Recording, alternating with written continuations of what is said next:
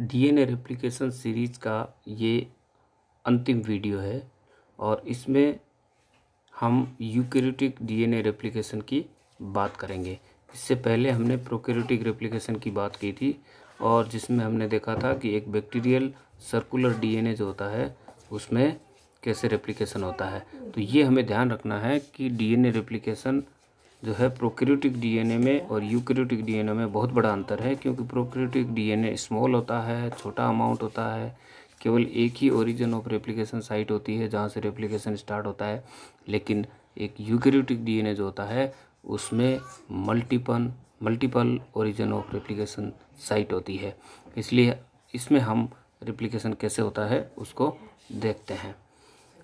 अब यहाँ पर सबसे पहले, क्योंकि यूकैरियोटिक डीएनए जो होता है वो डबल स्ट्रैंड डीएनए है लेकिन लीनियर होता है, वहाँ सर्कुलर था, यानी कि ये रेखीय होता है और यहाँ अमाउंट बहुत ज़्यादा होता है, लार्ज होता है और बहुत ज़्यादा कॉम्प्लेक्स होता है। दूसरी जो सबसे खास बात है वो है कि यहाँ पर डीएनए के साथ में इसके कुछ प्रोटीन्स होते हैं, हिस्टोन का सिंथेसिस होता है और ये डीएनए और हिस्टोन का सिंथेसिस होता है सेल साइकिल की एस फेज में होता है। और प्रोकैरियोटिक डीएनए रेप्लिकेशन के समान इसमें एंजाइम्स भी होते हैं और प्रोटीन्स भी पाए जाते हैं और यहाँ पर भी एक बाई डायरेक्शनली डीएनए रेप्लिकेशन होता है। 3 मुख्य स्टेप है। पहली इसमें initiation, then elongation, then termination. इन तीनों स्टेप, इनिशिएशन का मतलब प्रारंभन का मतलब कि रेप्लिकेशन प्रारंभ होना, और प्रारंभ होने के लिए ओपन कॉम्प्लेक्स का निर्माण होता है। ओरिजिन ऑफ रेप्लिकेशन साइट पे दोनों स्ट्रैंड अलग होते हैं, रेप्लिकेशन फोर्क का निर्माण होता है।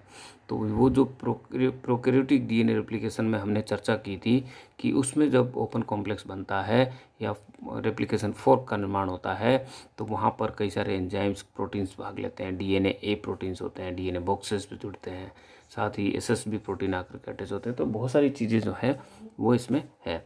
एलोंगेशन में डीएनए रेप्लिकेशन के नए डीएनए का सिंथेसिस होता है और जो डीएनए सिंथेसिस होता है वो लंबी फेज जो है जिसमें वो एलोंगेशन कहलाता है। और टर्मिनेशन जो है वो तीसरी स्टेप होती है जिसमें एंड होता है रेप्लिकेशन का।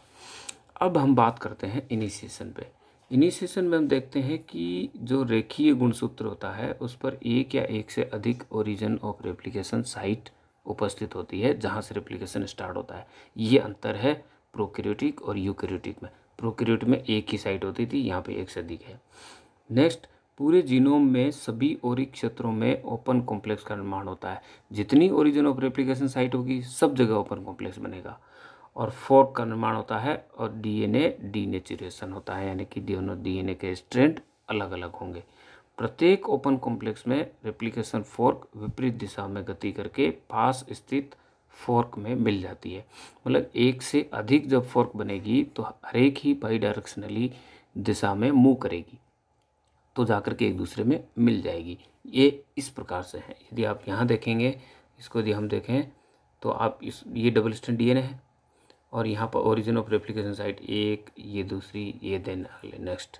अब हर ओरिजिन ऑफ रेप्लिकेशन साइट पे फोर्क बन रही है, यानी कि यहाँ पर ये एक सिंगल फोर्क बन रही है, ये दूसरी फोर्क यहाँ इस डायरेक्शन में, तो ये पूरा ओपन कॉम्प्लेक्स कहलाता है। ये दूसरा ओपन कॉम्प्लेक्स, ये ओपन कॉम्प्लेक्स, और दोनों ही डायरेक्शन में ये फोर्क मूव करती है। ये इधर मूव करेगी, इधर बढ़ेगी, तो धीरे धीरे क्या होगा, इस डायरेक्शन में दोनों अपोजिट मूव करेगी, आपस में मिल जाएगी। मिलते ही क्या होगा, नए डीएनए का स्ट्रैंड हो ही रहा सिंथेसिस अंदर, और धीरे धीरे क्या होगा, पेरेंटल डीएनए और बीच में ब्लू कलर के ये जो है ये नए सिंथेसिस हुए हैं, तो डबल स्ट्रैंड डीएनए मूव करता है। तो यहाँ पर इनिशिएशन जो है पहली स्टेप है, ये रिप्लेसिंग या रेप्लिकेशन यूनिट जो होती है उसमें ओरिजिन की साइड जो होती है, और दूसरा यूकैरियोटिक जीवों में रेप्लिकन की साइज और फोर्क की गति की प्रोकैरियोटिक की तुलना में छोटी व धीमी होती है। तो यहाँ पर क्योंकि ये जो हम देख रहे हैं ये एक फोर्क है, ये प्रोकैरियोटिक के समान ही होता है। इसमें भी यही बाई डायरेक्शनली, यानी यहाँ पर कंटिन्यूस निर्माण होता है, यहाँ टुकड़ों में निर्माण होता है जो ओकाजाकी फ्रेगमेंट कहलाते हैं, और निर्माण 5 to 3 डायरेक्शन में ही होगा। अब इनिशिएशन जो होता है इसमें एक जीव के जीनोम में सभी रेप्लिकेंट्स में डीएनए रेप्लिकेशन साथ साथ नहीं होता है, ठीक है ना। ये चीज़ जो है और प्रो और यू में डिफरेंस है। रेप्लिकेंट्स की संख्या, रेप्लिकेशन फोर्क की साइज और फोर्क की गति की दर सभी जीवों में भिन्न भिन्न होती है, क्योंकि हर एक जीवों के अंदर इसकी टोटल अमाउंट जो होता है वो डीएनए का अलग होता है। इस वजह से जो रेप्लिकेशन फोर्क की साइज़ होती है वो सब में अलग अलग होती है, और इनकी मूव करने की दर जो है वो भी अलग अलग होती है। यहाँ पर एक डायग्राम से हम देख सकते हैं कि अलग अलग ऑर्गेनिज्म, बैक्टीरियम में देखें रेप्लिकेशन एक ही साइड होती है, तो यहाँ पर एवरेज लेंथ इसकी अलग होती है, और यहाँ पर मूवमेंट जो है वो 50,000 बेस पेयर प्रति मिनट होता है। लेकिन जो जो हम इधर प्रोकैरियोटिक से यूकैरियोटिक जीवों की तरफ बढ़ेंगे, आप प्लांट्स में देखिए 35,000 ओरिजिन ऑफ रेप्लिकेशन साइट होती है, और एवरेज लेंथ 300 kb की होती है। ठीक है, तो यहाँ पर जो मूवमेंट है ये नॉट एप्लीकेबल, यहाँ पर है नहीं इसकी डायरेक्शन क्लियरली।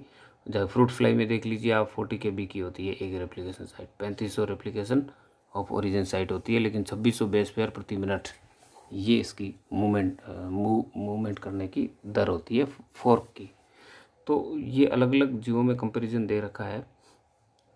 अब हम देखते हैं कि रेप्लिकेशन का जो ओरिजिन होता है वो इनिशिएशन में होता है। यहाँ पर एक स्पेसिफिक सीक्वेंस पाई जाती है जो कि प्रोकैरियोटिक जीवों में नहीं होती, उसे कहते हैं ARS सीक्वेंस। ARS का मतलब ऑटोनोमसली रेप्लिकेशन सीक्वेंस, और यह ओरिक के पास स्थित होती है, और रेप्लिकेशन प्रारंभ होने के लिए ARS सीक्वेंस का होना अति आवश्यक है, जो कि यूकैरियोटिक जीवों में होती है।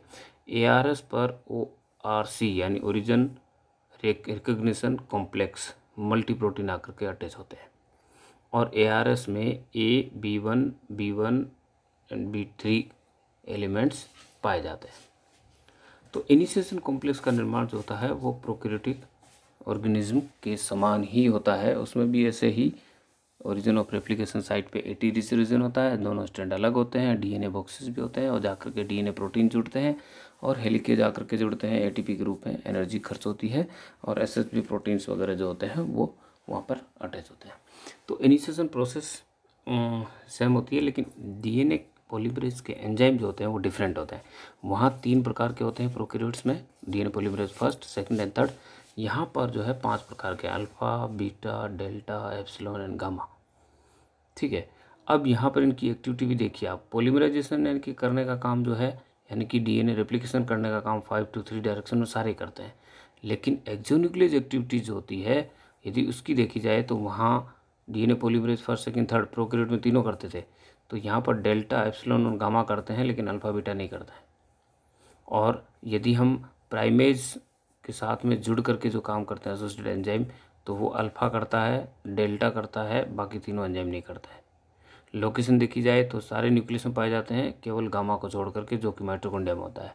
इसका मतलब ये हुआ कि ये माइटोकॉन्ड्रियल DNA के रेप्लिकेशन का काम जो है वो गामा DNA पॉलीमरेज एंजाइम करता है, और बाकी जो है चारों न्यूक्लियस में होते हैं, लेकिन इसमें अल्फ़ा जो होता है वो DNA पॉलीमरेज थर्ड के समान होता है, डेल्टा भी थर्ड के समान होता है, लेकिन बीटा जो होता है वो सेकंड के समान होता है, जो कि DNA रेप्लिकेशन के DNA के रिपेयरिंग का काम करता है।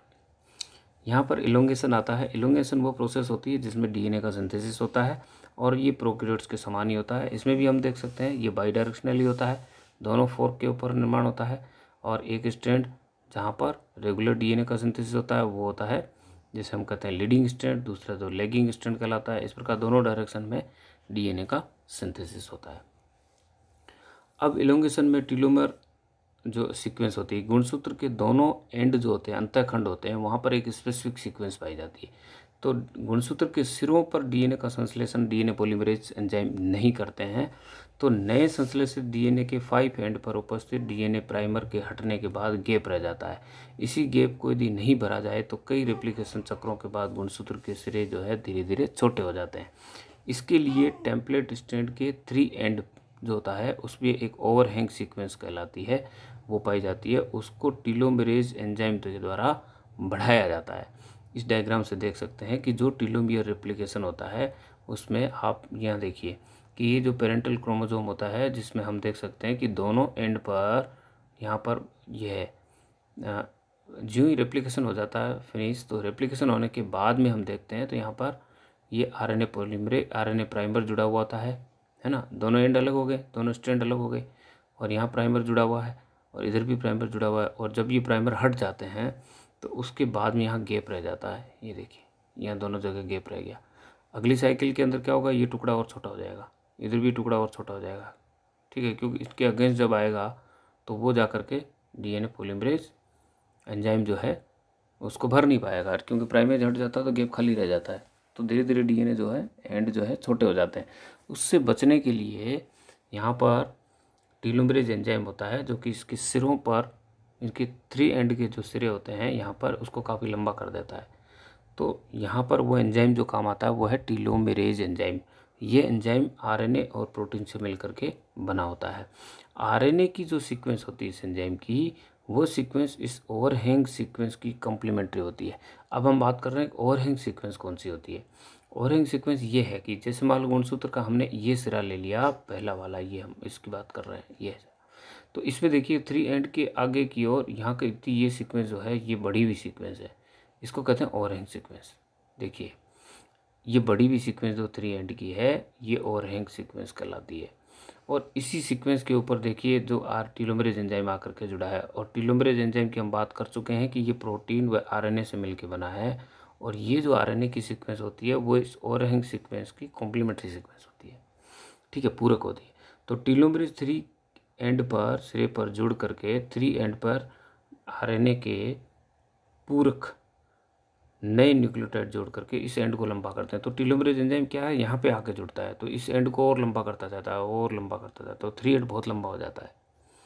और 3 एंड के प्रथम 2 अक्षारकों पर ये टीलोमरेज, ये यहाँ पे बाद में 3 एंड के पहले 2 जो है बेस है वहाँ पर प्राइमर जुड़ता है, और इस प्राइमर पर फिर डीएनए पॉलीमरेज जुड़ता है, और फिर ये यहाँ पे फ्लैग इस गैप को भर देता है, ठीक है। तो इस प्रकार यहाँ पर डीएनए का सिंथेसिस हो जाता है। अब टर्मिनेशन जो है वो प्रोकैरियोट का, यूकैरियोटिक का प्रोकैरियोट से बिल्कुल अलग होता है, क्योंकि जो रेप्लिकेशन फोर्क जब आपस में मिलते हैं तो एमसीएम हेलिकेज जो होता है वो हेलिकेज पर यूबीक्विटिन लाइगेज कॉम्प्लेक्स आकर के जुड़ता है।